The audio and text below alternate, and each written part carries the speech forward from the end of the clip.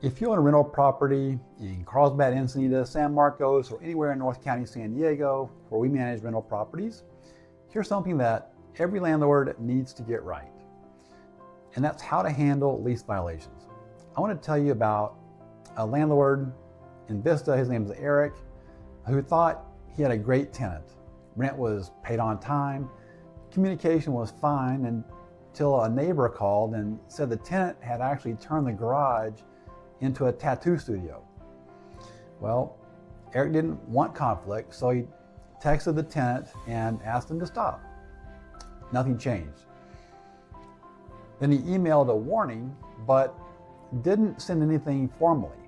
Then, months passed and Eric finally started the eviction process, but then the tenant fought back, claiming that they were never properly warned, and the judge agreed.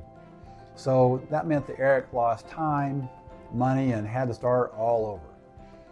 Here's what he should have done. In California, lease violations need to be addressed with a formal notice. Typically, it's a 3-day notice to perform or quit, or 3-day notice to pay or quit, depending on the issue. You have to document everything, of course, and then you need to send the notice properly, and give the tenant a chance to fix the problem.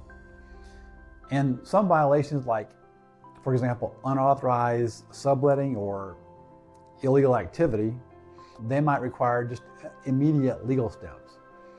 But it really all starts with having a strong lease and then knowing how to enforce the lease. It's also smart to use proper discretion.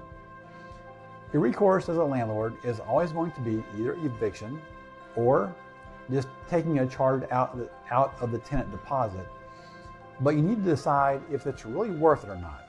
And it has to be done the right way. So at Raintree Property Management, we deal with these issues the right way, quickly, legally, and without drama.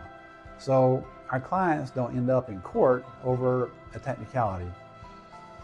If you're not sure how to handle lease violations or just want a more hands-off approach, click the link below and request a free rental analysis, and it'll help you determine what your property should rent for, and it would be a good way to start with our company. Or if you just want help on how to protect your investment and avoid these kinds of costly missteps, feel free to reach out. Thanks.